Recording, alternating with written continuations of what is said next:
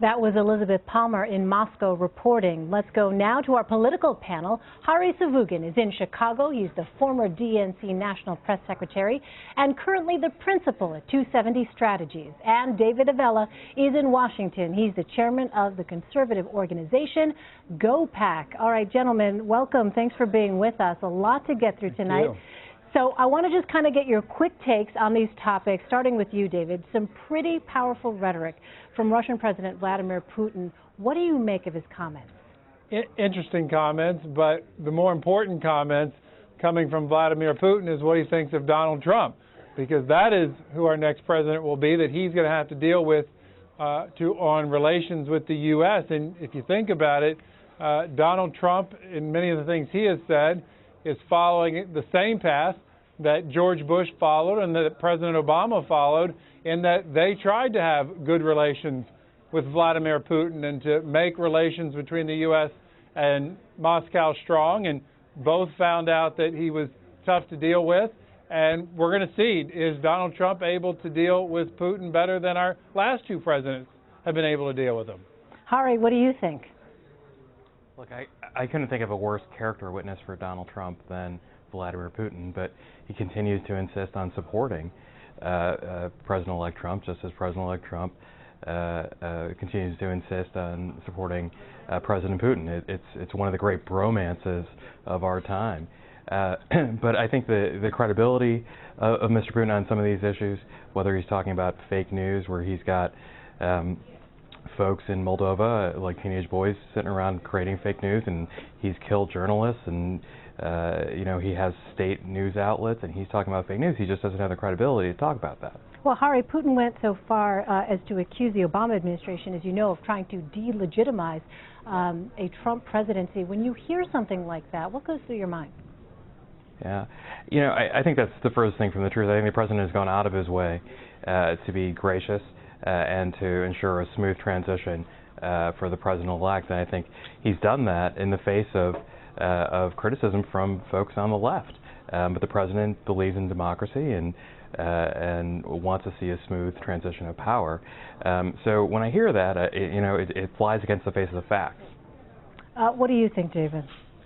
President Obama has worked to make a peaceful transition with President-elect Trump, and which is one of the great things about our democracies, this peaceful transition of power. But Hari's comments are kind of out of line again with what even President Obama tried to do coming in. He tried to have a strong relationship with Moscow, and they are still a formidable force in the world, and particularly in the Middle East.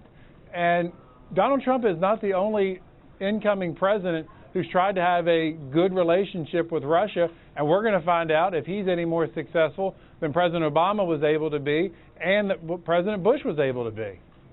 I don't think Donald Trump's in a position to be tough on Russia. We've seen that he's compromised in a lot of ways, whether it's conflicts of interest or just this obsession he has with Mr. Putin. It's clear that he's not ready to be tough on Russia. Well, President-elect Trump did, as you both know, say that there is a possibility that he may not get along with President Putin. We will see what happens with that. But on another issue, Hari, I'd like to begin with you. President Obama on Tuesday commuted sentences of over 200 inmates, including Chelsea Manning. Manning famously gave Army documents to WikiLeaks back in 2010 and was convicted of treason and espionage. I wonder, first of all, what your reaction to that is, and what would you say to critics of the president that say this is action that is unwarranted and they don't understand why, in fact, the president chose to do this? Well, listen, this president has prosecuted more cases of leaking government secrets than all other presidents combined. So there's no doubt that he's been tough on these issues. I think he showed an act of mercy here with Private Manning, and that's what he's done, and used his clemency and pardon powers in a way that I think advanced his priorities. That said, the interesting thing here that not a lot of people are talking about is Julian Assange volunteered, and WikiLeaks volunteered, that Assange would allow himself to be extradited if Chelsea Manning's sentence was commuted.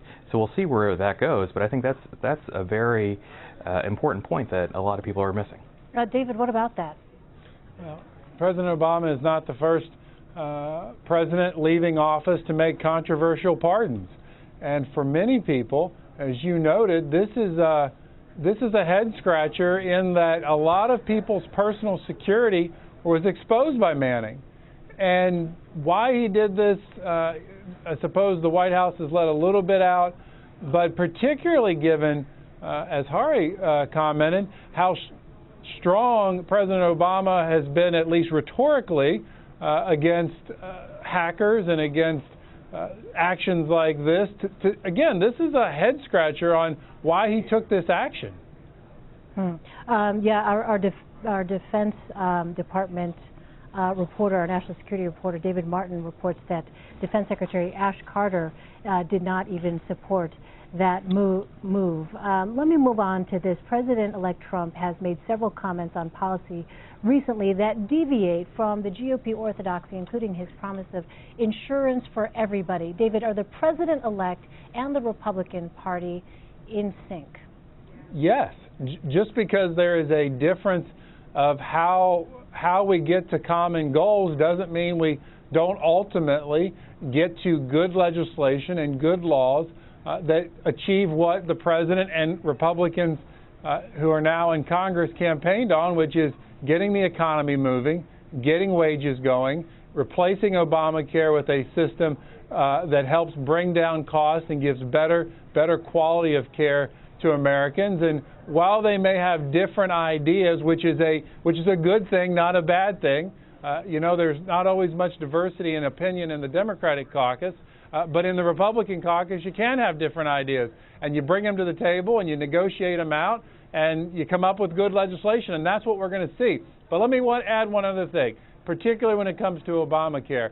This version of health care will be different than the last one, in that the Democrats were perfectly fine with being the only people in the room to make the decisions on legislation and pass something. And Republicans are going to have at least 8 to 10 Democrats who have actively already said they want to find a better way than what Obamacare is on health care. So they have some allies in Democrats who want to make the system better. So we're going to have bipartisan legislation when it's all said and done. Let me turn to Paul Ryan's tax plan. Mr. Trump has also criticized a cornerstone of Speaker Paul Ryan's tax plan, calling it, quote, too complicated. Hari, do you think that the president-elect is understanding the GOP's positions on issues like this, or is there perhaps something else behind these kind of comments?